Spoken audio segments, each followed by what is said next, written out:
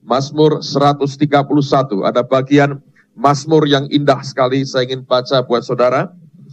Ini hanya ada 3 ayat, Mazmur yang pendek sekali, tapi kalau kita membaca, di dalamnya ada kekayaan rohani yang luar biasa. Mazmur 131. Nah, saya minta Anda cari dulu di Alkitab saudara, di Mazmur 131. Nah, sebelum nanti kita baca, saya ingin berikan akan beberapa kesaksian atau pembuka sebagai basic buat kita pada hari ini. Mazmur 131. Yang sudah ketemu tolong lambaikan tangan kanan saudara. Alright. Nah, sebelum saya baca buat saudara, nah beberapa hari yang lalu ada percakapan yang melibatkan saya sebetulnya. Walaupun tidak langsung terlibat, tapi kemudian terlibat juga dalam pembicaraan itu. Saya ceritakan apa adanya supaya saudara bisa menangkap sebenarnya bahwa ada banyak anak Tuhan yang punya pengertian-pengertian yang sebetulnya masih belum lengkap atau belum utuh. Ada seorang jemaat kami yang berkata dengan seorang teman kami juga, ya mereka berdua terlibat dalam pembicaraan yang suka nggak suka melibatkan saya. Karena yang seorang berkata begini, wah kayak Pak Petrus Agung itu enak, kayak Pak Yusak itu enak, hidupnya diberkati, banyak orang berkatin mereka. Nah itu enak itu, hidup kayak begitu, diberkati terus. Lalu kemudian itu dia ngomong begitu, dan itu saya tahu sudah kesekian kalinya orang berkata seperti itu. Apakah salah? Saya rasa benarlah, kami orang-orang yang diberkati. Kita semua orang-orang diberkati, amen saudara.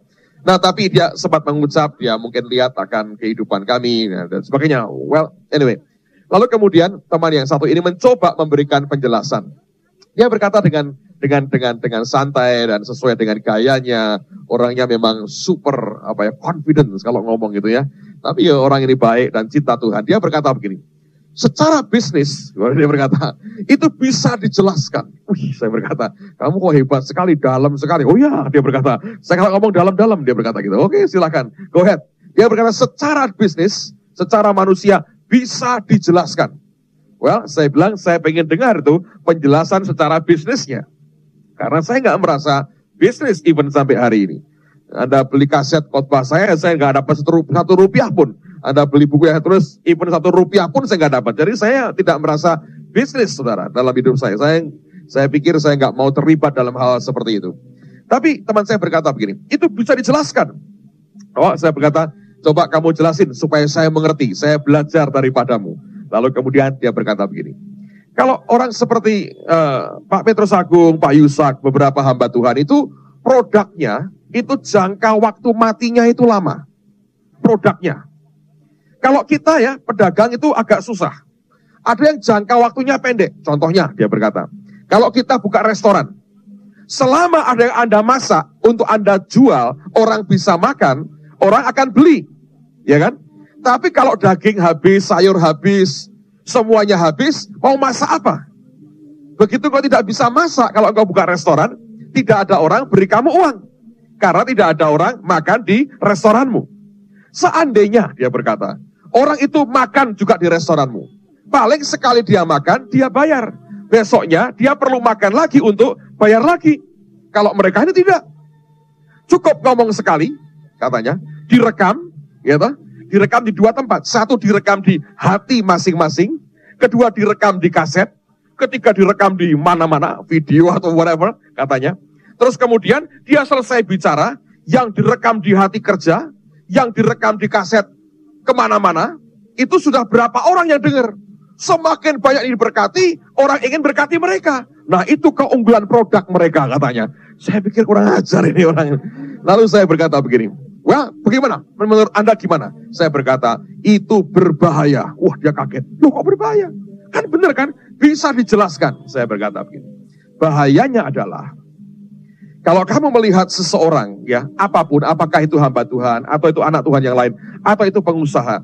Kalau engkau sudah membuat suatu garis yang mengatakan, memang kamu beda dengan dia, produkmu beda dengan dia. Untuk menyamai adalah kamu juga mesti punya produk seperti dia.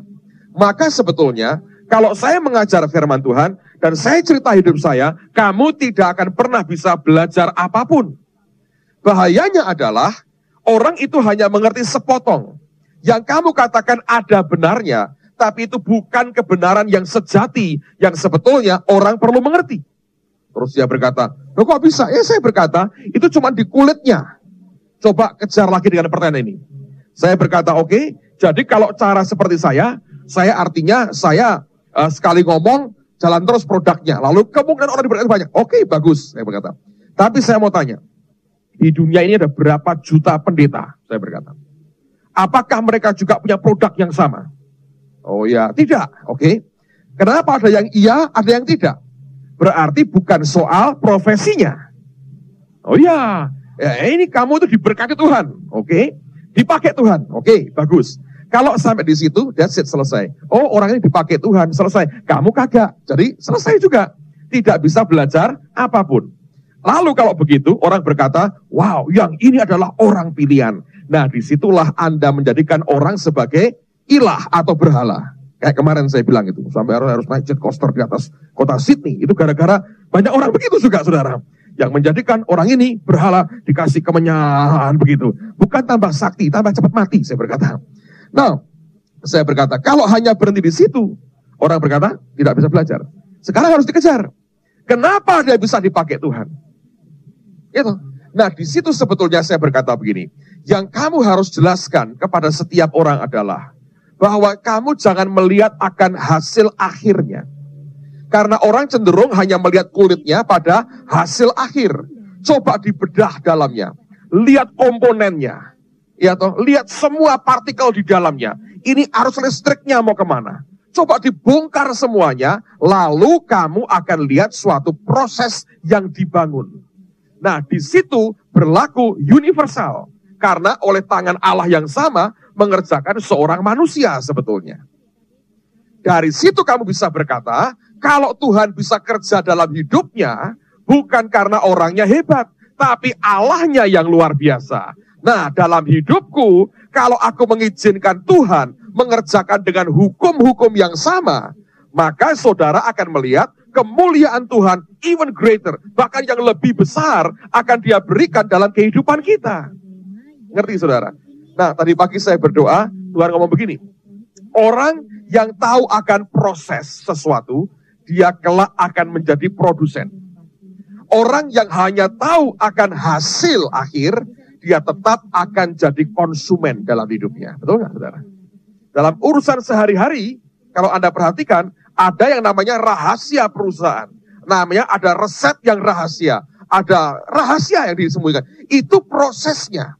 Itu ada bumbunya, aromanya kalau Anda masak. Atau beberapa hal yang lain yang tidak boleh dibuka. Sebab kalau orang lain membuka itu, membedah isinya, maka orang lain akan jadi produsen sama seperti orang itu. Nah, kalau kita belajar firman, ada orang memberikan kesaksian, jangan kagumi orangnya.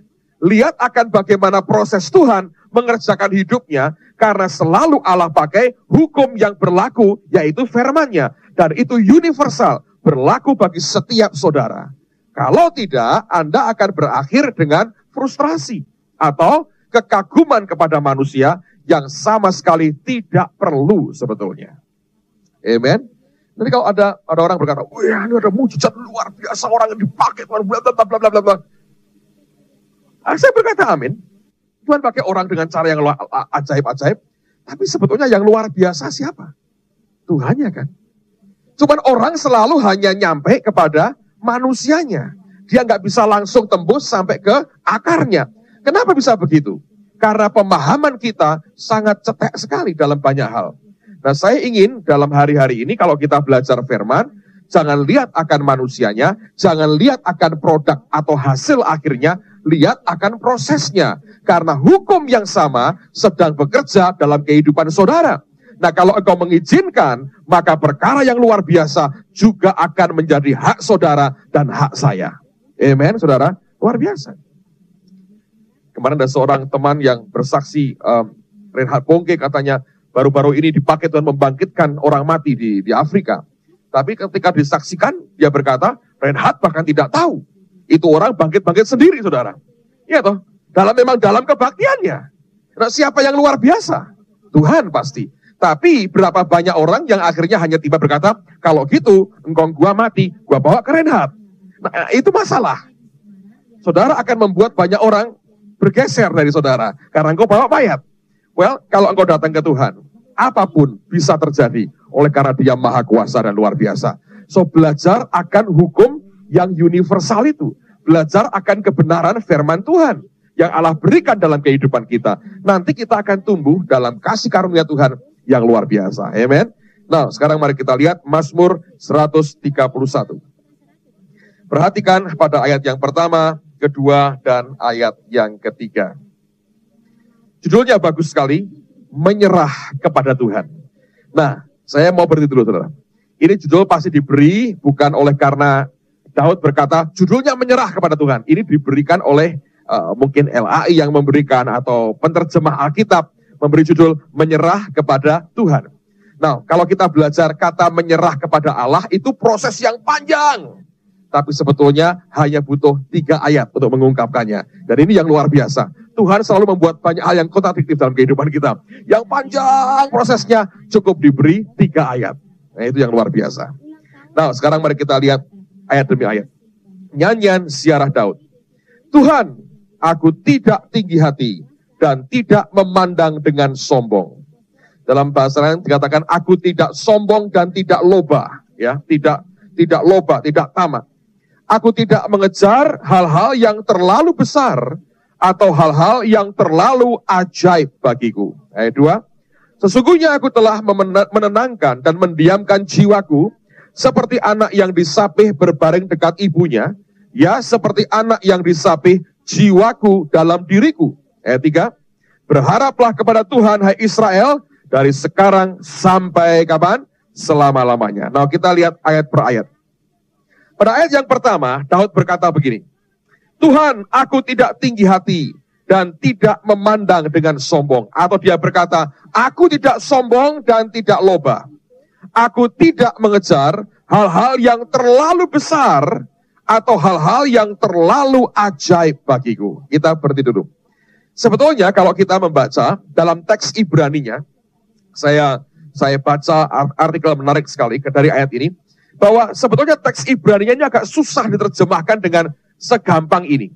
Karena ayat ini tidak mengatakan suatu kesombongan dengan berpakaian kerendahan hati. Ada yang berkata, aku ini tidak sombong, tapi dia cerita kemana-mana, lu nggak sombong malah cerita-cerita. Nah, banyak orang kan begitu ya, dia sebetulnya sombong, tapi dia coba pakai pakaian kerendahan hati. Di Amerika pernah kejadian, sebuah gereja yang diam-diam majelisnya buat acara iseng, ya, tapi mereka serius sebetulnya.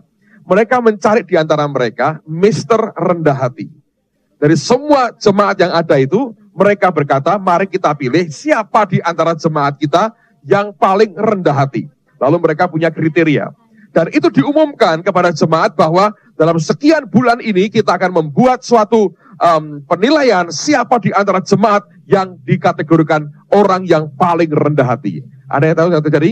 Sejak hari itu gereja tenang, tidak ada keributan, tidak ada pertengkaran, tidak ada suara orang meninggi. Keinjek kakinya pun tersenyum berkata, kakimu di atas kakiku, bisakah digeser sebentar? Pokoknya semuanya serba baik, karena semua orang ingin jadi Mr. Rendah Hati atau orang yang paling rendah hati.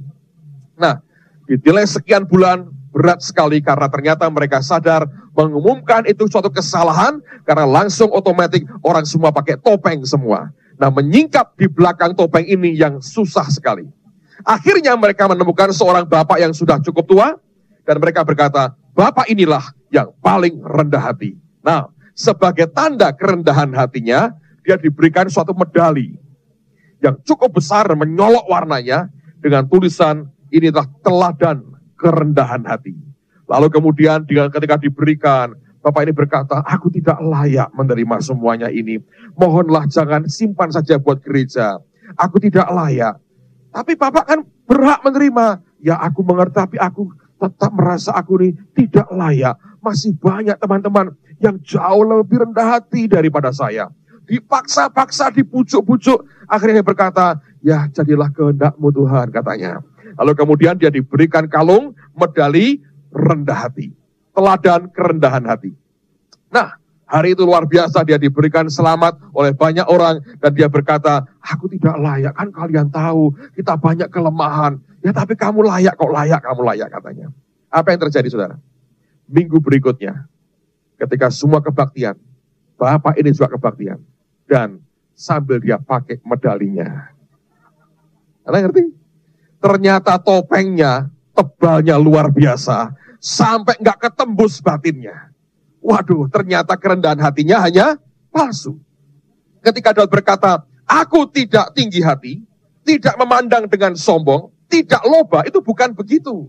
Banyak orang berkata, wah ini kan merendahkan diri di atas bukit namanya. Banyak orang sekarang ini punya trik-trik yang luar biasa untuk menunjukkan dia rendah hati, ya toh? Berkata bahwa nama Tuhan dimuliakan, kadang-kadang tidak tega ngomong sendiri berkata, ini gua hebat, dia pakai orang lain untuk menunjukkan bahwa dia luar biasa. Nah, tapi kalimat yang dipakai bukan seperti itu. Dalam teks Ibraninya, sebetulnya kalimat ini berkata begini. Ya kalau dibaca turun hurufiahnya ya Bu.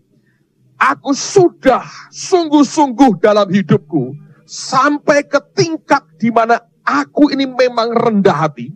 Bukan karena berkata, aku benar diriku sendiri. Tapi memang aku rendah hati dan aku sedia dikutuki kalau aku tidak rendah hati. Nanti, ini kalimat yang dipakai ini keras sekali. Sampai Daud berkata begini, aku sudah tiba di level kerendahan hati seperti itu, di level ketidaklobaan dengan yang lain, dan aku sudah hidupi seperti itu dengan segenap hatiku, dan aku sedia terkutuk kalau sampai aku tidak sampai seperti yang aku katakan. Jadi sebenarnya ini suatu kondisi di mana karena ini kan Roh Tuhan yang menginspirasi ya. Jadi ada orang-orang yang bisa mencapai suatu titik di mana kerendahan hatinya begitu rupa dan dia merasa puas dengan Tuhan, tidak ada ketamakannya sama sekali. Loba dalam hidupnya sudah hilang atau sudah terkikis begitu banyak. Nah, inilah sebetulnya yang kita harus pahami. Bahwa ada suatu level yang sangat menyenangkan hati Allah yang membuat Alkitab ini harus berkata, judulnya adalah harusnya menyerah kepada Tuhan. Karena dia tiba di level di mana dia berkata, memang inilah tingkat kerendahan hati. Roh Kudus berkata, Daud, memang engkau rendah hati. Karena itulah dia berani berkata, aku tidak tinggi hati dan tidak memandang dengan sombong. Itu dia sampai ke titik di mana dia sungguh-sungguh rendah hati dan tidak loba. Nah, jadi sebetulnya ini bukan falsafah kan. Ini suatu pencapaian dalam perjalanan rohani seseorang bersama dengan Tuhannya. Yang kita perlu pelajari adalah bukan berkata, wah hebat ya Daud rendah hati. Kalau hanya begitu saudara, tidak ada gunanya buat kita. Yang luar biasa adalah Alkitab ini membuka begitu tuntas kehidupan Daud, sehingga kita ini bisa belajar apa yang membuat dia, proses seperti apa yang membuat dia sampai ke level seperti itu. Nah itu yang penting buat kita. Nah sekarang saya akan coba bergeser dulu, kita akan lihat bagian per bagian dari hidupnya Daud. Bagaimana proses Allah itu luar biasa. Saya mau tunjukkan kepada Anda hal ini. Yang pertama, coba buka 1 Samuel pasal yang ke-16. 1 Samuel 16, lihat ayat 13. Bolehkah saya pinjam satu kursi saja, taruh di depan untuk contoh saja. Bukan untuk saya duduk, saudara. Pasal 16, 1 Samuel pasal yang ke-16. Lihat pada ayat yang ke-13. Nanti kita kembali ke Mazmur ya. Setelah kita muter-muter baru nanti kita balik ke Mazmur. Tapi mari kita lihat dulu hidup orang yang bernama Daud. 1 Samuel 16:13. Samuel mengambil tabung tanduk yang berisi minyak itu dan mengurapi Daud di tengah-tengah saudara-saudaranya. Sejak hari itu dan seterusnya berkuasalah roh Tuhan atas Daud. Lalu berangkatlah Samuel menuju Rama. Nah, saya berhenti dulu. Dengerin baik-baik. Hidup anak muda ini, baru belasan tahun, dalam kesederhanaan sebagai penggembala domba, tiba-tiba berantakan kesederhanaannya. Bubar semua pola kesederhanaannya. Karena hari itu tanpa dia duga, Tuhan mengurapi dia sebagai raja atas Israel. Sesuatu yang sangat jauh dari imajinasinya, tiba-tiba hari itu dia dapatkan. Lalu kemudian roh Allah berkuasa. Nah, ketika roh Allah berkuasa, semua paradigmanya, cara berpikirnya, konsepnya berubah semua.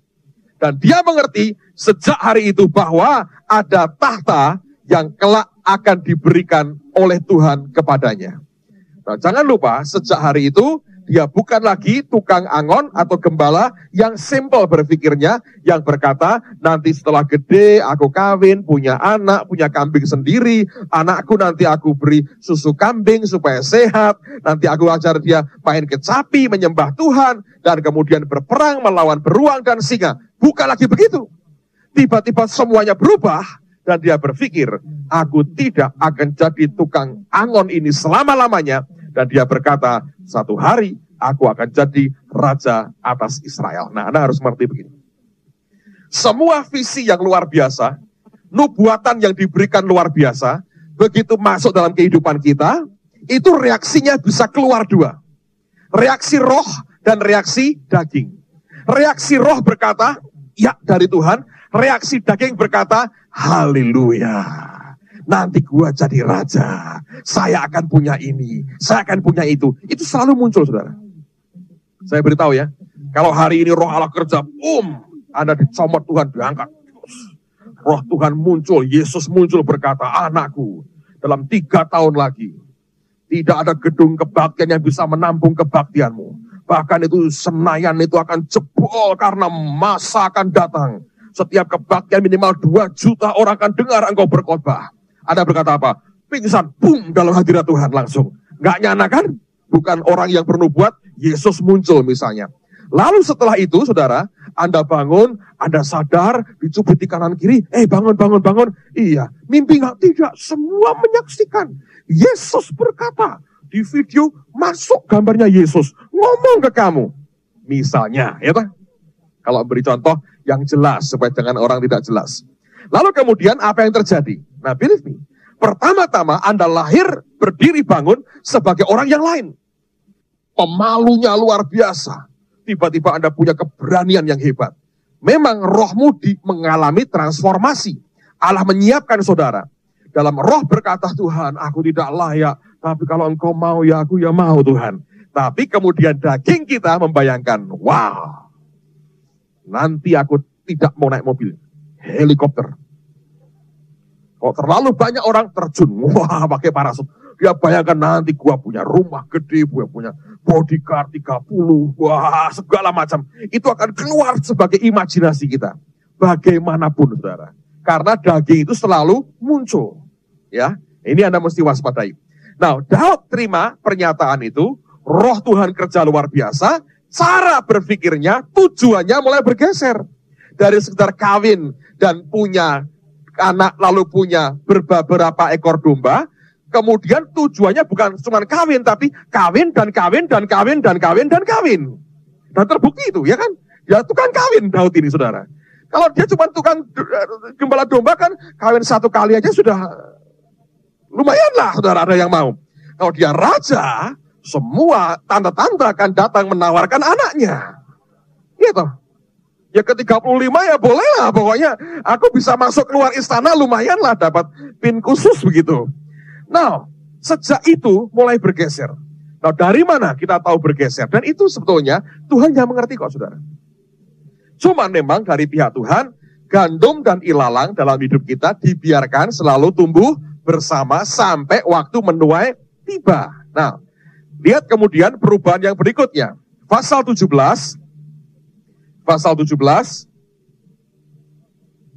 ini ada sesuatu yang terjadi di sini. Perhatikan pada ayat yang ke-23. Kalau Anda baca menarik sekali, jadi zaman dulu juga KKN sudah ada. Jadi kalau kita lihat Indonesia ya tidak terlalu heran.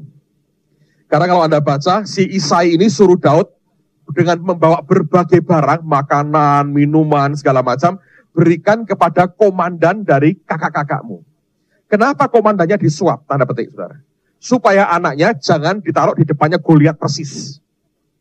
Ngerti? Kan yang ngatur komandannya. Jadi kalau bapaknya baik dengan komandan, berpikir jangan sampai mati anak-anaknya, taruh di dapur umum bagian cadangan. Ya kan? Jadi kalau perang, kalah, lari duluan, saudara, selamat. Tapi kalau dibenci komandan, taruh depan Goliat. Langsung aja, mati aja begitu. Ingat ya, Uria pernah dibegitukan oleh Daud. Anda ngerti? Yoab disuruh dia taruh di tempat yang mematikan. Jadi Isai perlu supaya anak jangan mati. Daud dipakai, komandan diberi. Salam ini dari komandan, dari bapak. Oh ya. Nah dari dulu juga ada KKN yang sudah ada jalan. Nah, lalu kemudian Daud kan di medan perang. Apa yang terjadi? Pasal 17 ayat 23. Kita lihat sama-sama. Sedang ia berbicara dengan mereka, tampillah maju pendekar itu. Namanya Goliat, orang Filistin dari Gad. Dari barisan orang Filistin. Ia mengucapkan kata-kata yang tadi juga dan Daud mendengarnya. Ketika semua orang Israel melihat orang itu, larilah mereka daripadanya dengan sangat ketakutan. Berkatalah orang-orang Israel itu, sudahkah kamu lihat orang yang maju itu? Sesungguhnya ia maju untuk mencemooh orang Israel. Orang yang mengalahkan dia, perhatikan ini, akan dianugerahi raja kekayaan yang besar. Raja akan memberikan anaknya yang perempuan kepadanya. Dan kaum keluarganya akan dibebaskannya dari pajak di Israel. Lalu berkatalah Daud kepada orang-orang yang berdiri di dekatnya, apakah yang akan dilakukan kepada orang yang mengalahkan orang Filistin itu dan yang menghindarkan cemooh dari Israel? Siapakah orang Filistin yang tak bersunat itu sampai ia berani mencemoohkan barisan daripada Allah yang hidup? Rakyat itu pun menjawabnya dengan perkataan tadi. Begitulah dikatakan akan dilakukan kepada orang yang mengalahkan dia. Ketika Eliab kakaknya yang tertua mendengar perkataan Daud kepada orang-orang itu, bangkitlah amarah Eliab kepada Daud sambil berkata, mengapa kamu datang? Dan pada siapakah kau tinggalkan kambing domba yang 2-3 ekor itu di padang gurun? Aku kenal sifat pemberanimu dan kejahatan hatimu. Engkau datang kemari dengan maksud melihat pertempuran. Tapi jawab Daud, apa yang aku perbuat? Hanya bertanya saja. Lalu berpalinglah ia daripadanya kepada orang lain dan menanyakan yang sama. Dan rakyat memberi jawab kepadanya seperti tadi. Terdengarlah kepada orang perkataan yang diucapkan Daud, lalu diberitahukanlah kepada Saul, dan Saul menyuruh memanggil dia. Nah perhatikan, jangan pikir anak muda ini rohani banget, jangan. Bagaimanapun dia ngerti tahta kelak jadi miliknya, tapi tercampur dengan keinginan dagingnya. Jadi ketika semua pada lari itu, ada satu orang berkata gini, sebetulnya yang bisa ngalahin dia, bebas pajak, dapat duit banyak, jadi menantu raja. Dia dengar terus berkata, excuse me, coba ulangi lagi. Kamu ngomong apa tadi? Yang bisa ngalahin orang nggak bersurat itu diapain? Menantu raja, duit banyak, pajak. Oh gitu ya? I think boleh. Bener nggak ini? Bener nggak? Bener katanya. Tanya lagi. Kalau ngalahin dia dapat apa? Katanya. Menantu raja, duit banyak, bebas pajak. Tuh. Nah, terlalu gede, bisa-bisa katanya. Kok berani? Katanya.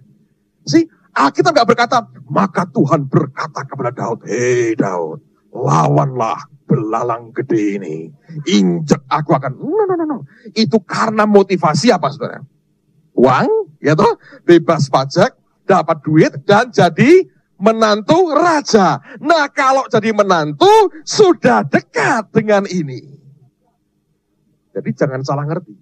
Awalnya sebetulnya tidak terlalu rohani. Tapi seringkali Tuhan izinkan, biarin. Gandum dan lalang silahkan tumbuh. Nanti ada waktunya. Allah izinkan. Diberi kemenangan. Dia pikir luar biasa. Tuhan memberikan aku kemenangan. Jadi dia makin dekat dengan kursi itu. Dia sudah sangat dekat. Dan setiap kali dia main kecapi untuk Raja Saul, dia perhatikan. Nanti kalau gua naik, gua ganti. Ukirannya kurang bagus. Ukiran Jepara lebih bagus. Itu buatan Itali tapi sudah banyak rayapnya. Dia berkata, kalau nanti gua naik itu karpetnya butut sekali. Nanti saya ganti yang warna ungu. Si Saul, payah seleranya. Ntar gua duduk di situ, tapi kegedean buat saya. Saya perkecil sedikit supaya tidak tertidur di kursi katanya. Dia sudah berangan-angan. Nah, Allah biarkan nggak? Diizinkan, saudara. Sebab ada waktunya. Lalu kemudian Daud harus mulai mencicipi apa, saudara? Kebusukan dan kengerian dan kebencian yang muncul dari tahta itu. Dari mana itu? Lihat pasal 18. Samuel 18, perhatikan ayat yang ke-6. 1 Samuel 18, lihat ayat yang ke-6. Tetapi pada waktu mereka pulang, Ketika Daud kembali sesudah mengalahkan orang Filistin itu, keluarlah orang-orang perempuan dari segala kota Israel menyongsong Raja Saul sambil menyanyi dan menari-nari dengan memukul rebana, dengan bersukaria dan dengan membunyikan gerincing. Dan perempuan yang menari-nari itu menyanyi berbalas-balasan. Katanya, Saul mengalahkan beribu-ribu musuh, tapi Daud berlaksa-laksa. Lalu, bangkitlah amarah Saul dengan sangat, dan perkataan itu menyebalkan hatinya sebab pikirnya. Kepada Daud diperhitungkan mereka berlaksa-laksa, tapi kepadaku diperhitungkannya beribu-ribu. Akhir-akhirnya jabatan raja itu pun jatuh kepadanya. Sejak hari itu, maka Saul selalu apa? Mendengki Daud. Dia mulai belajar di tahta itu bisa keluar kedengkian. Ayat berikutnya, ayat 10. Keesokan harinya roh jahat yang dari Allah pada Allah itu berkuasa atas Saul sehingga ia kerasukan di tengah-tengah rumah. Sedang Daud main kecapi seperti sehari-hari. Dia melihat juga yang duduk di situ bisa kerasukan setan. Dia mulai melihat sesuatu yang tidak dia pikir sebelumnya. Dia pikir tahta itu berkilauan, enak, empuk sekali. Ternyata dia kaget ketika dia dekat bisa keluar kebencian, bisa keluar orang kerasukan di situ. Ayat berikutnya. Adapun Saul ada tombak di tangannya. Saul melemparkan tombak itu karena pikirnya, baiklah aku menancapkan Daud ke dinding. Tapi Daud mengelakkannya sampai 2 kali. Yang ketiga dia belajar ada kebencian yang mengerikan. Bahkan pembunuhan juga muncul lahirnya dari tahta yang sama. Ayat berikutnya, Saul jadi takut kepada Daud karena Tuhan menyertai Daud. Sedang daripada Saul ia telah undur. Sebab itu Saul menjauhkan Daud dari dekatnya dan mengangkat dia menjadi kepala pasukan 1000 sehingga ia berada di depan dalam segala gerakan tentara. Tujuannya apa? Supaya mati. Lihat. Nah, dia ditunjukkan sisi lain dari apa yang dia impikan sehingga akhirnya itu menyadarkan dia bahwa tahta itu juga mengandung konsekuensi yang sangat mengerikan. Lalu belum cukup Tuhan berkata, kamu ingin tahta itu? Memang akan aku beri. Tapi aku belum selesai dengan engkau. Lihat di pasal yang ke-24. Pasal 24, perhatikan mulai ayat yang pertama. Pasal 24 ayat yang pertama. Daud pergi dari sana lalu tinggal di kubu-kubu gunung di En-Gedi. Ketika Saul pulang sesudah memburu orang Filistin itu, diberitahukanlah kepadanya demikian. Ketahuilah Daud ada di padang gurun En-Gedi. Kemudian Saul mengambil 3.000 orang yang terpilih dari seluruh orang Israel, lalu pergi mencari Daud dan orang-orangnya di gunung batu kambing hutan. Ia sampai ke kandang-kandang domba di tepi jalan, di sana ada gua dan Saul masuk ke dalamnya untuk membuang hajat. Tapi Daud dan orang-orangnya duduk di bagian belakang gua itu. Pasti sangat tidak enak. Karena angin bertiup dari luar masuk ke dalam. Tidak ada angin dari dalam gua keluar, tidak ada. Nah kalau Saul buang hajat, angin dari luar masuk ke dalam, yang duduk di bagian belakang itu sangat-sangat VVIP. Ayat yang kelima. Lalu berkatalah orang-orangnya kepada Daud, telah tiba hari yang dikatakan Tuhan kepadamu, sesungguhnya aku menyerahkan musuhmu ke dalam tanganmu, maka perbuatlah kepadanya apa yang kau pandang baik. Maka Daud bangun lalu memotong punca jubah Saul dengan diam-diam. Perhatikan ya. Dia sudah cukup kebakar dengan perkataan teman-temannya. Ini saatnya, bunuh dia. Dia maju, dia potong hanya punca jubahnya. Apa yang terjadi, teman? Kemudian berdebar-debarlah hati Daud karena ia telah memotong punca Saul. Nah, Anda harus mengerti. Allah bicara itu juga melewati akan hati kita. Mungkin bukan berupa kata-kata, tapi dia berikan signal, dia berikan tanda. Apa itu? Berdebar-debar hatinya. Sejahteranya mulai hilang. Kelak, saudara, dia mengalami, coba dibuka ya, di 2 Samuel pasal 24, coba dibuka, kita lihat dulu. 2 Samuel 24, dia mengalami menjelang masa tuanya, peristiwa yang mirip sama. Lihat ayat yang ke-10. 2 Samuel 24, ayat 10. Ini waktu dia menghitung kekuatan pasukannya, Allah tidak berkenan karena itu kesombongan.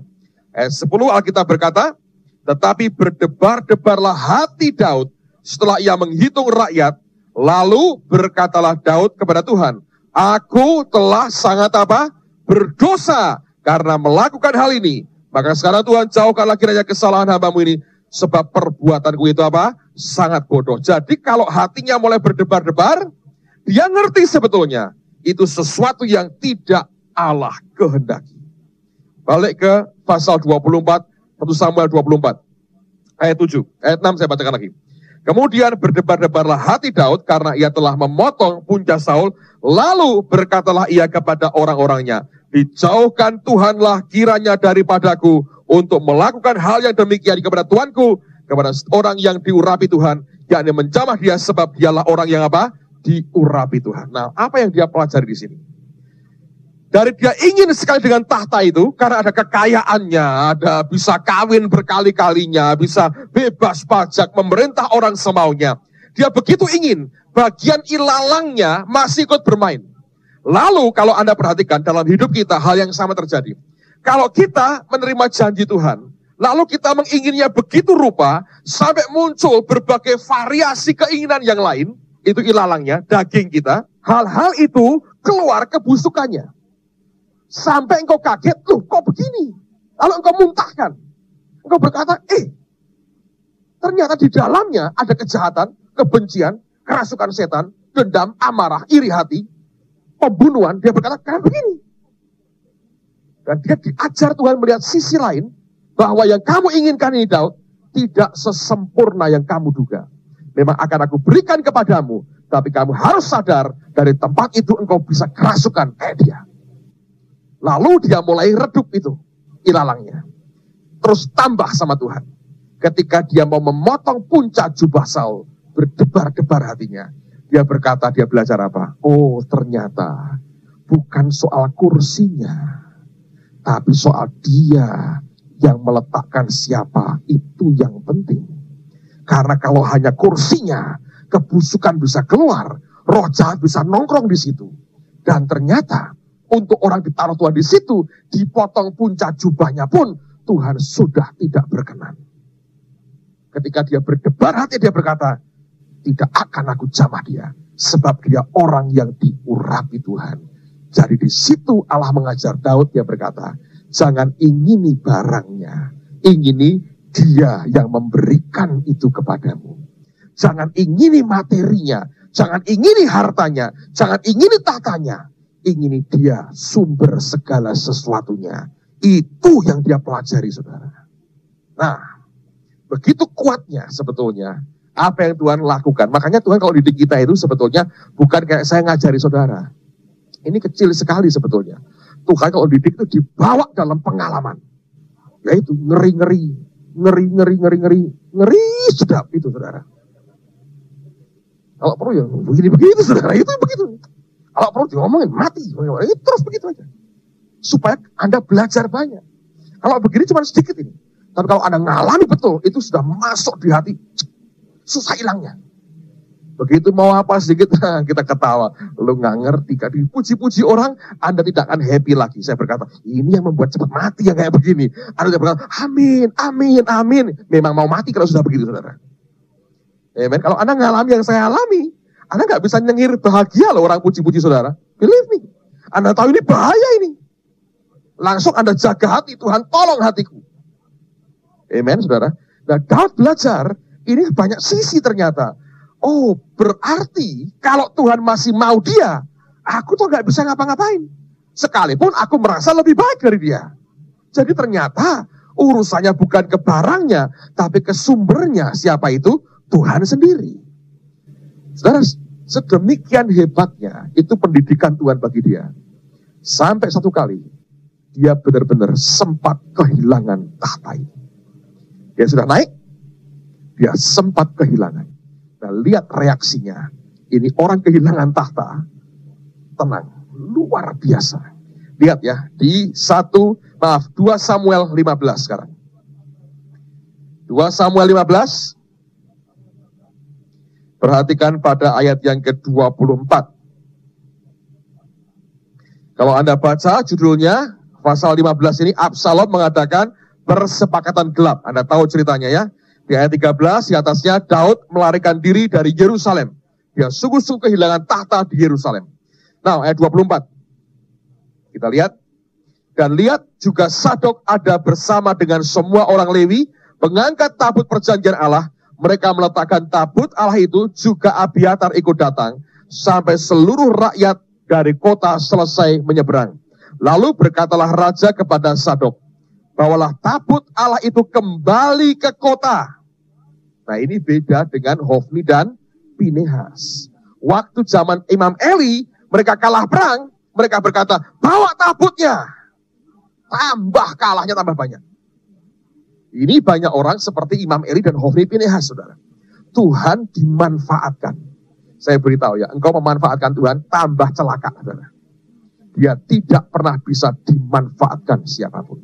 Dia bisa pakai kita, tapi engkau tidak bisa memanfaatkan dia. Nah, orang ini ngerti, aku bagian dari bayar kesalahan. Sebab ini semua dimulai ketika dia berzina dengan Batseba. Sehingga dia mengalami akan berbagai rentetan peristiwa.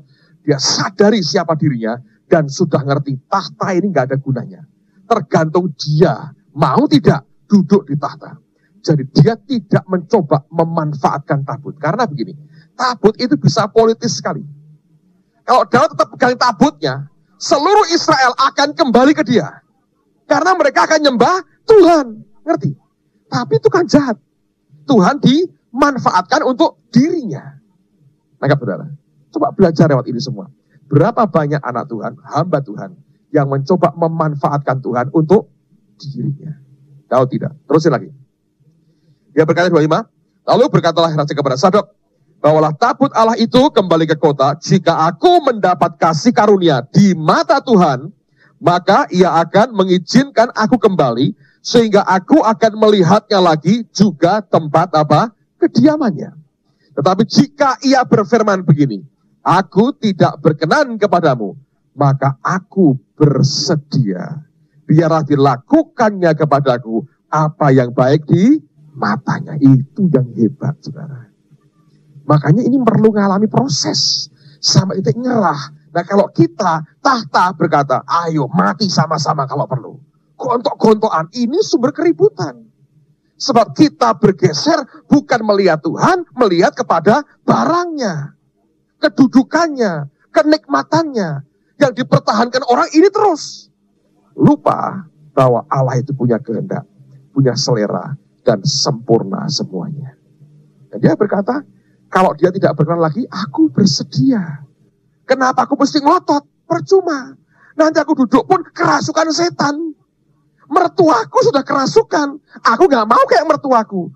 Ya sudahlah, minimal aku bisa jadi penggembala. Minimal jadi preman padang gurun pun okelah untuk makan. Jangan lupa dia pernah jadi preman Daud ini. Pernah. Itu Nabal itu kan dijagain sama dia. Waktu menggunting bulu domba, dia tagih tuh uang premannya, uang keamanan. Ditolak, dia marah mau dihajar. Untung Abigail berkata, ampunilah untuk aku. Ya udahlah, istrinya baik, enggak jadi Tuhan yang sikat sendiri. Terus dia bilang, ya kalau gitu lu bayar istrimu gue ambil. Daud itu mah tukang kawin, saudara. Dia berkata, sudah mungkin lah jadi preman lagi lah. Ya. Tapi dia berkata, soal tahta, terserah dia. Kalau memang dia bermurah hati, aku akan kembali. Ketemu Tuhan lagi dan baitnya. Kalau tidak, dia gak berkenan, aku bisa apa? Ini bukan orang nekat loh, saudara. Beda. Ada yang berkata, terserah Tuhan. Nah, padahal dosanya banyak, malah mati benar, saudara. Tapi orang ini sampai ke titik, dia berkata, aku tidak pegang apapun terlalu kuat. Semua tergantung Tuhan. Nah, ini titik sampai pada titik penyerahan. Gak ada gontok-gontokan, saudara. Biarin. Dilepas sama dia. Luar biasa.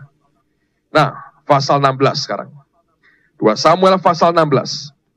Ini lebih ngeri lagi. Lihat pada ayat yang ke-9. Kalau Anda baca judul perikopnya ayat 5, Simei mengutuki raja. Jadi ketika dia keluar, ada orang ngutuki dia. Dikutuki, saudara. Waduh, luar biasa.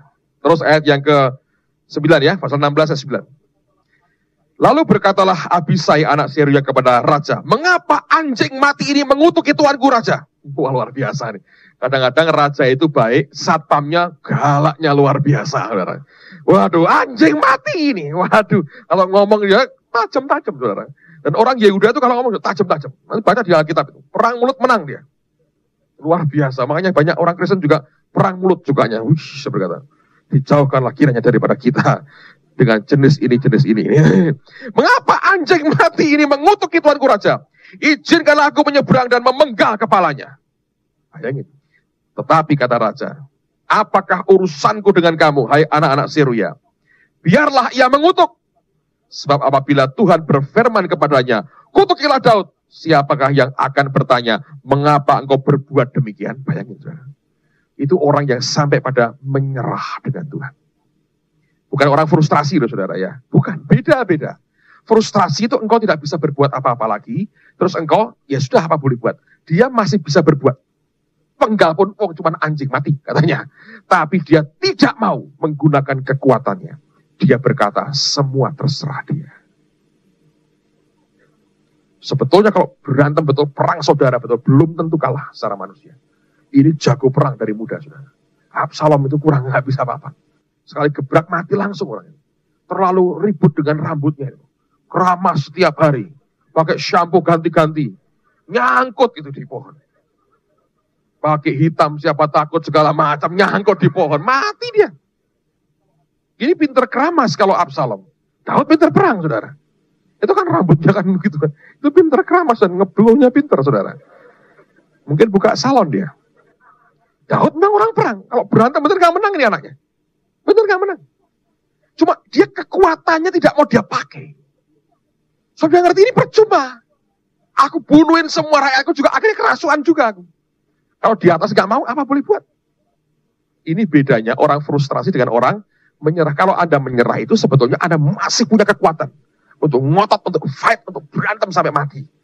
Tapi engkau berkata, aku mau tanya Tuhan lah. Aku semua bergantung kepada Tuhan saja. Terusin ya. Ayat yang keberapa tadi? 10. Ayat 11. Pula kata Daud kepada Abisai dan kepada semua pegawainya. Sedangkan anak kandungku ingin mencabut nyawaku. Terlebih lagi sekarang orang Benyamin ini. Biarkanlah dia dan biarlah ia mengutuk. Sebab Tuhan yang telah berfirman kepadanya demikian. Mungkin, nah dia luar biasa ini.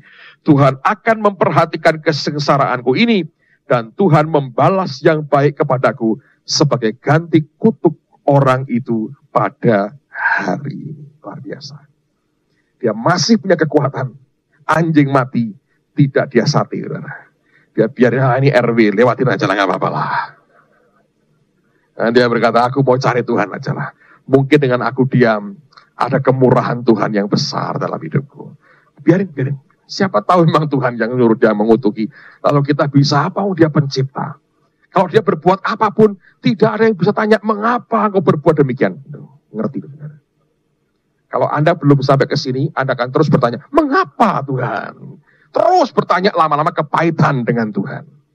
Tapi kalau Anda sampai ke titik ini, diizinkan Tuhan memproses kehidupannya. Ya, saya tadi berkata, dari awal yang sangat duniawi, Allah bisa proses orang ini. Jadi begitu rohani. Itu yang Tuhan berkata, ini loh, orang yang berkenan di hatiku. A man after my own heart. Saya berdoa, Tuhan akan didik kita. Sedemikian rupa, sampai hanya senantiasa menyenangkan hatinya. Amen. Mari balik ke Mazmur 131. Mazmur 131. Saya mau ulang lagi buat saudara. Judulnya bagus, menyerah kepada Tuhan.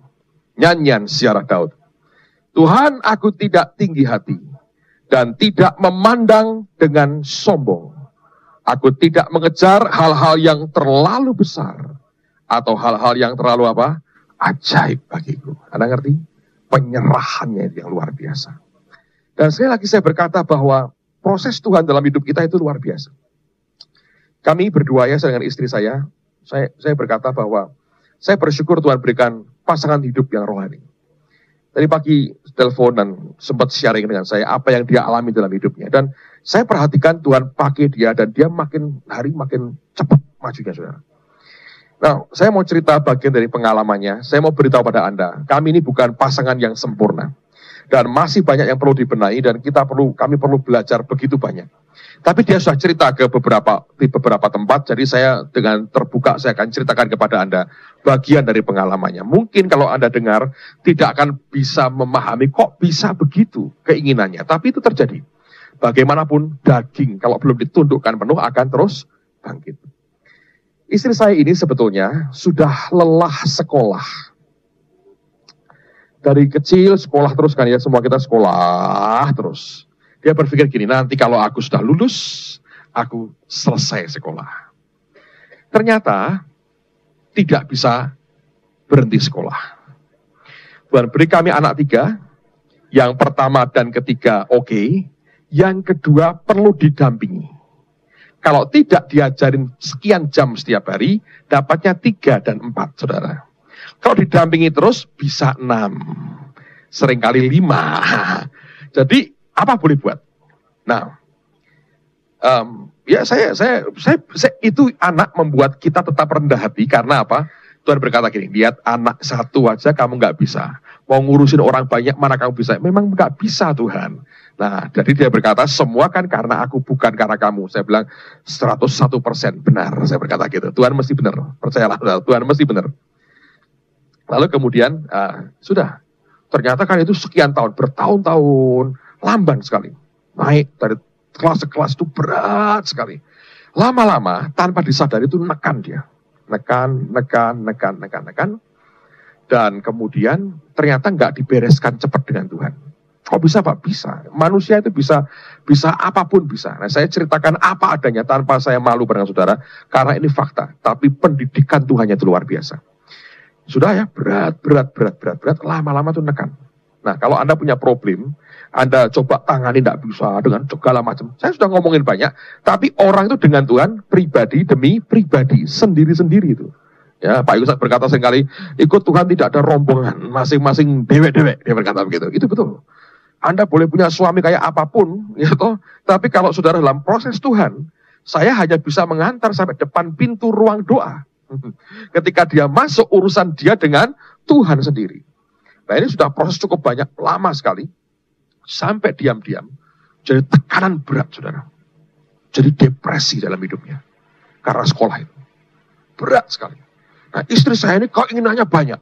Mau melayani, mau ini, mau kemana-mana. Tidak bisa kemana-mana, ngurusi anak.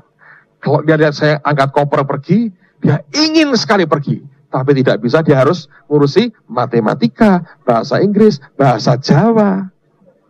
Hono coroko. Dan dia mabuk betul. Dan dia berkata, makam sampai kapan ini? Akan terus begini. Mau diapain saudara? Memang harus begitu. Dia juga ngerti bahwa tidak mungkin dia paksa saya untuk gantian. Udah aku yang keliling aja, aku seminar. Nggak mungkin juga. Jadi nggak bisa, itu semua harus apa yang ada. Saya sudah melakukan yang terbaik, saya ikut bantu dia, dampingi dia semaksimal saya bisa. Dan saya ini bukan jarum super. Jarang di rumah suka pergi, bukan saudara. Saya suka di rumah jarang pergi, sebenarnya inginnya begitu, tapi kadang-kadang harus pergi. Well, jadi itu kata orang Australia saudara. Jadi dia ngalami itu sampai ke titik yang berat sekali. Lalu kemudian satu hari dia sudah nggak tahan. Dia ngomong sama anak saya yang paling gede. Karena yang paling gede itu bisa diajak teman ngobrol yang enak, saudara. Dia bilang, Kesia, mama ini ingin mati saja. Loh, bisa keluar apa? Anda kalau ngomong itu hati-hati, Tuhan itu mendengar, saudara. Makanya ya, kalau Tuhan tidak mengabulkan doa kita, itu termasuk berkat.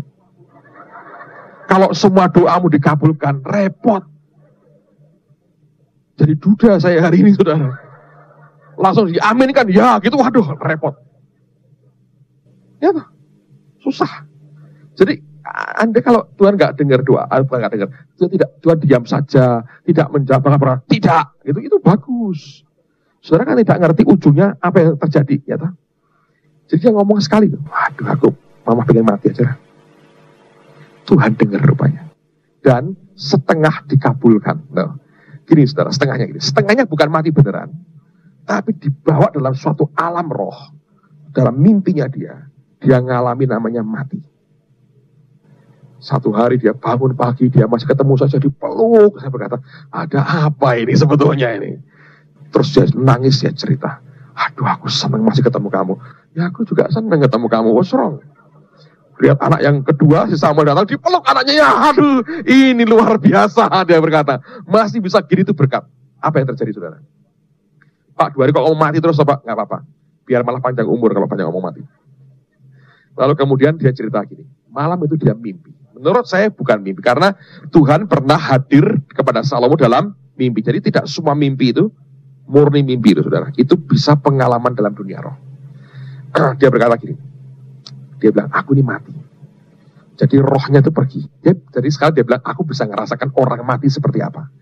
Jadi kalau Anda pernah berkata, Tuhan aku mati aja kalau begini, hati-hati saudara. Sebab kalau Anda mati belum waktunya, entah bunuh diri, entah mematikan diri, entah apa, saya nggak tahu namanya ya, itu ternyata repot. Jadi kalau Anda mati belum saatnya, waduh, itu sengsaranya luar biasa. Dan jangan dikira di sana selesai, tambah runyam. Dan tidak ada jalan. Makanya di dunia ini kalau nggak beres sekarang ini rugi. Ngerti? Makanya kalau ini firman dibagikan, ditangkap dengan hati ya, lalu diikuti dalam hidupmu, nanti bagus semua. Dia mati, dia bilang, kita keluar. Terus dia ngerti, itu padahal dia mati di kamar, dia ngerti dalam mimpi itu, dalam penglihatan itu, dia ngelihat saya itu sedang cari dia. Karena katanya, kamu kehilangan aku. Oh jelas, saya berkata, saya ke rumah-rumah keluarga, saya tanya, istriku di mana? Dia di sebelah saya, dia bilang, aku ini sudah mati. Aku di kamar. Dia mau pegang saya begini, lewat. Frustrasi. Dia coba teriak ngomong, tidak ada orang dengerin dia. Terus tahu-tahu dia balik ke rumah lagi, dia lihat anak saya yang kedua, belum menata bukunya untuk pelajaran besoknya. Dia ngomong pada panjang, tolong ya mbak, anakku belum bisa ngatur buku sendiri. Diomongin teriak-teriak, gak bisa. Frustrasi saudara. Loh aku mati ini, anakku masih belum bisa mandiri. Suamiku gimana? Kelabakan. Ayo, Anda mau coba? Gak bisa balik saudara. Jadi itu betul, Anda kalau pulang, itu harusnya pada saatnya Tuhan. Makanya yang benar lah hidup itu. Saya pengen mati, Tuhan aku mati. Sengsara. Tidak berkata, nah rasain tuh mama mati. Gak ada, itu ternyata gak ada. Jadi bebanmu masih itu di situ. Ayo. Mau mati cepat-cepat? Jangan mikir, jangan ngucap. Kalau dia berkata, ya, gitu, waduh saudara. Langsung, Anda repot. Sudah teriak-teriak, dia sudah panik. Dia bilang, aduh ternyata tidak. Kok begini? Tiba-tiba terbangun. Lihat saya, wah dia bilang, masih bisa dipegang ternyata. Ayo. Nanti kita. Makanya jangan, harus semua itu dalam waktunya Tuhan.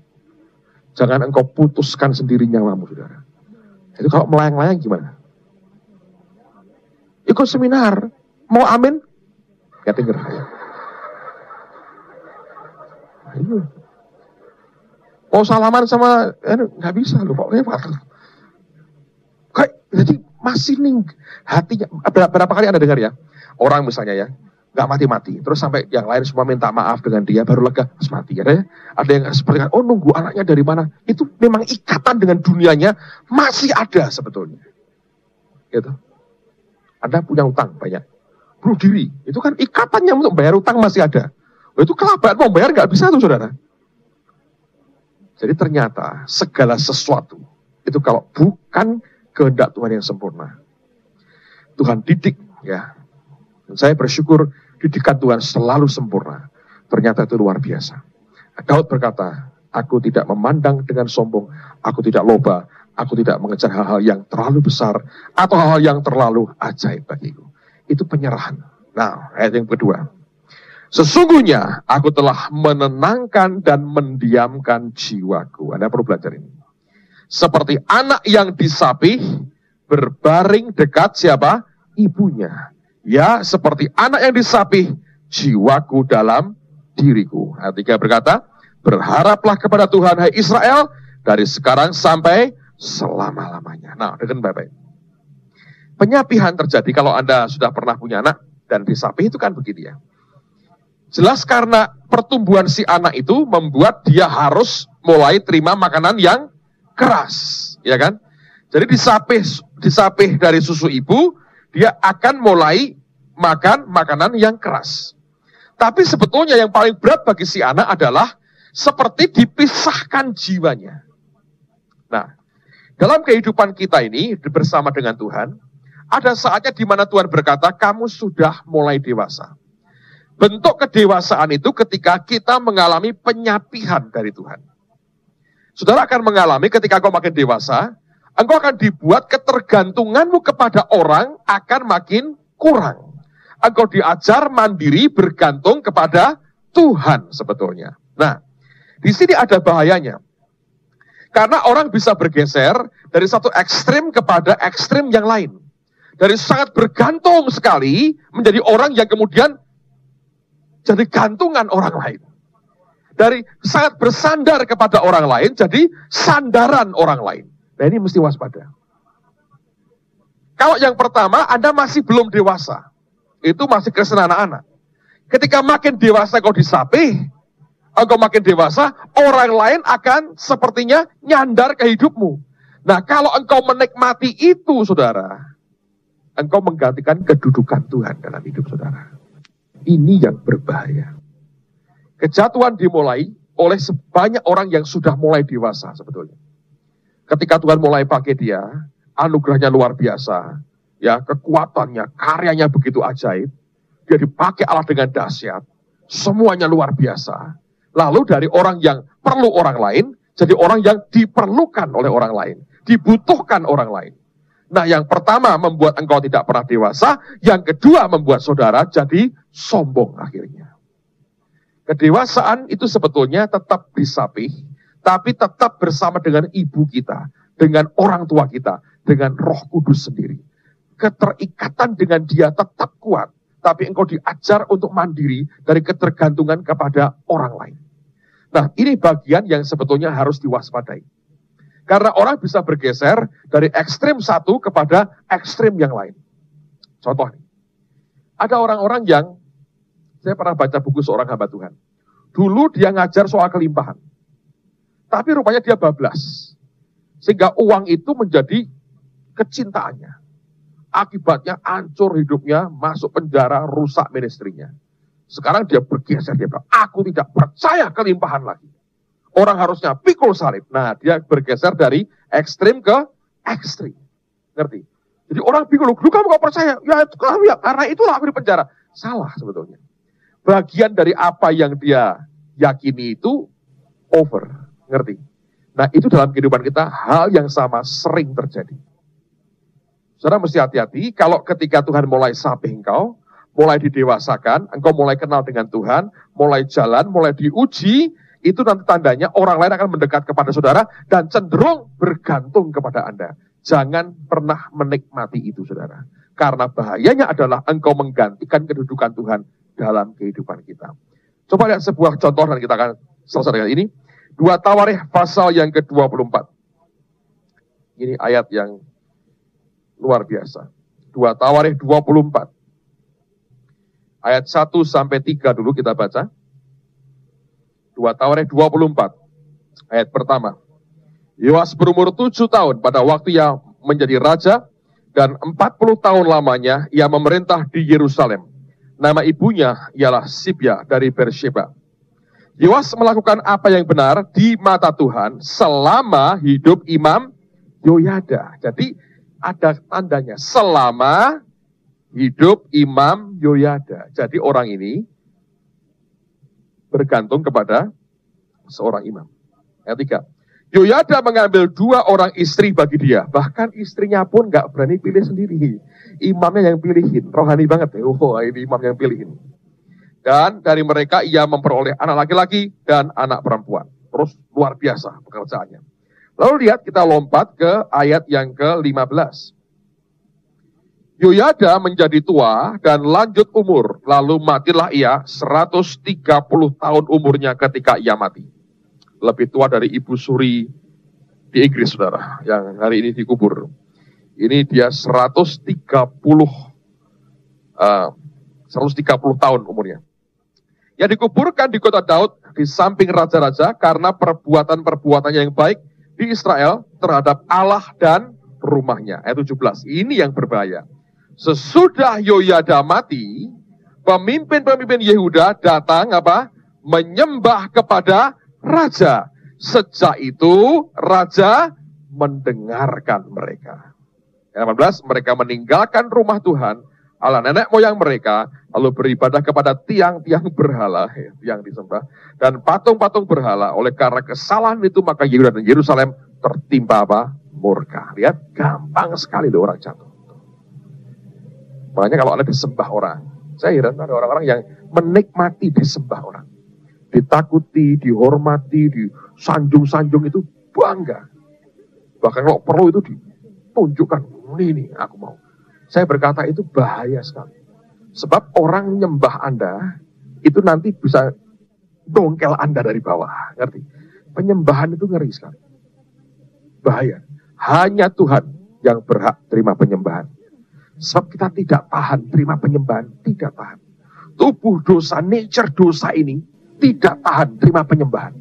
Dan memang kita tidak pernah didesain untuk terima penyembahan, saudara. Di dunia ini, di alam semesta ini, yang berhak terima penyembahan cuma siapa? Tuhan, bukan kita. Kalau Anda mulai nyembah manusia, nanti Anda akan dengerin apa perkataan manusia. Waktu manusia Anda dengarkan perkataannya, engkau akan dibuat menyimpang dari jalan Tuhan. Dalam tidak lama engkau akan dikitari dengan orang-orang yang munafik-munafik. Anda akan dijilat-jilat, diangkat-angkat begitu rupa, Anda makin senang, wah betul. Dan lalu Anda berkata, aduh kamu sudah jadi wakil Tuhan. Oh baru tahu ya engkau ya. 5 menit kemudian, mati saudara.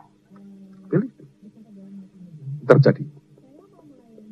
Ada masa penyapihan dalam hidup kita. Ya, banyak orang sedang mengalami goncangan karena Tuhan mau menyapih anak-anaknya. Tapi itu membuat kita harusnya bergantung kepada Allah sepenuhnya. Ayat terakhir, Mazmur 131 kita kembali lagi. Dan selesai dengan ini. Alkitab berkata, berharaplah kepada Tuhan, hai Israel. Dari sekarang sampai kapan? Selama-lamanya. Jadi berharapnya kepada siapa? Kepada Tuhan. Jangan ingini tahtanya, saudara. Jangan ingini hartanya. Jangan ingini akan apapun yang duniawi. Sekalipun ini janji Tuhan buat kita. Tapi Anda ingini Dia yang memberikan itu kepada kita. Prosesnya ini yang panjang dan mahal. Saya berdoa mulai hari ini. Ikuti, jalani, nyembah hanya ke Dia. Sumber semuanya. Jangan ke barangnya, jangan ke tahtanya, jangan ke yang lain. Kasih Dia. Itu segalanya dalam hidup kita. Amen. Tutup Alkitab saudara. The greatest thing in all my life is loving you. The greatest thing in all my life.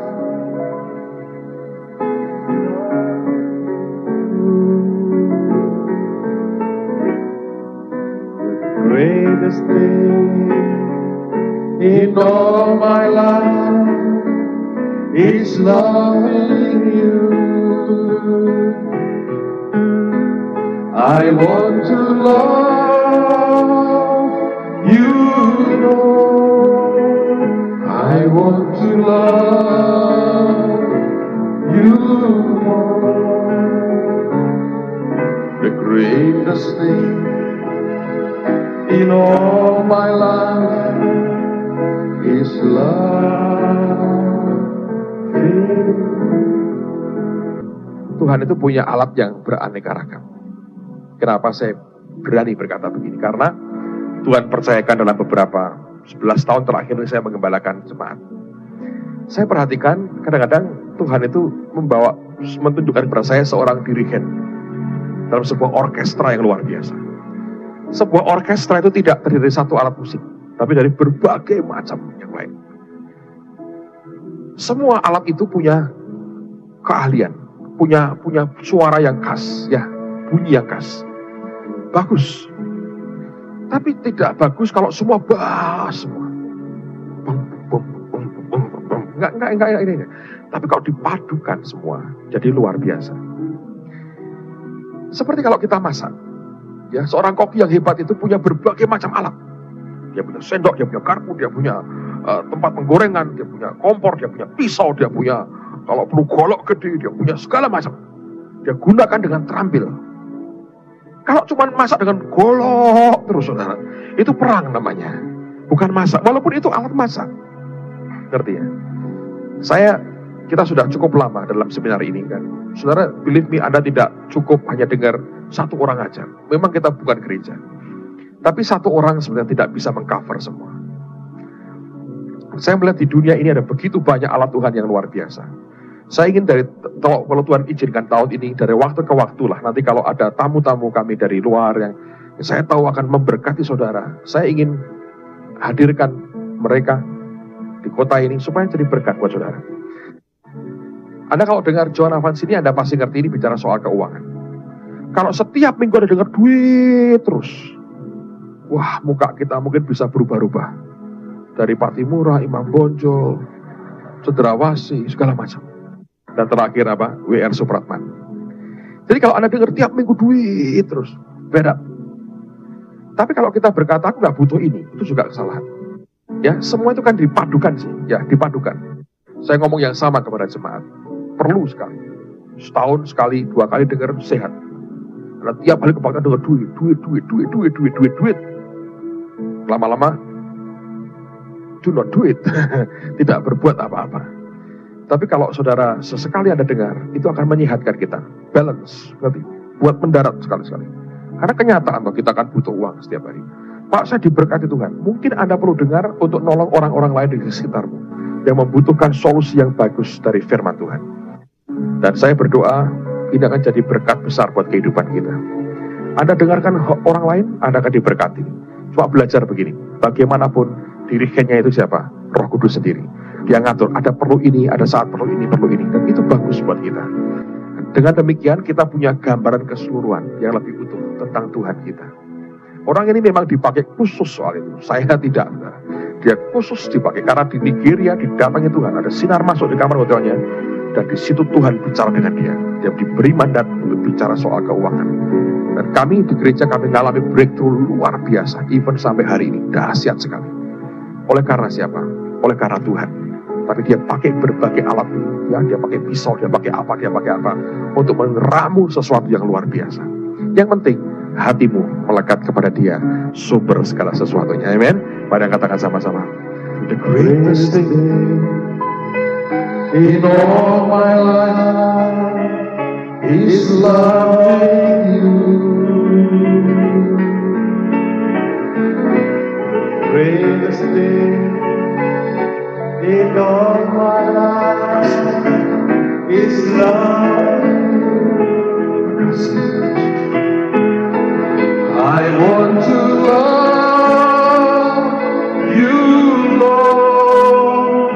I want to love you more. The greatest thing in all my life is loving. Mari katakan sama-sama. The greatest thing in all my life is loving you. The greatest thing in all my life is loving you. I want to love you, Lord. I want to love you more. The greatest thing in all my life is love.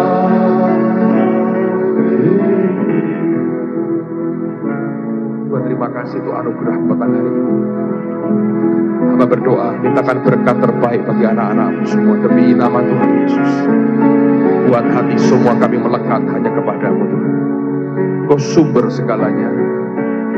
Kau sumber segalanya. Prosesnya biar jalan terus Tuhan dalam hidup kami. Biarkan prosesnya berjalan terus Tuhan. Biarkan prosesnya berjalan terus sampai kamu punya kerendahan hati. Dan engkau berkata, sungguh engkau rendah hati anakku. Hamba mintakan anugerahmu Tuhan demi nama Yesus.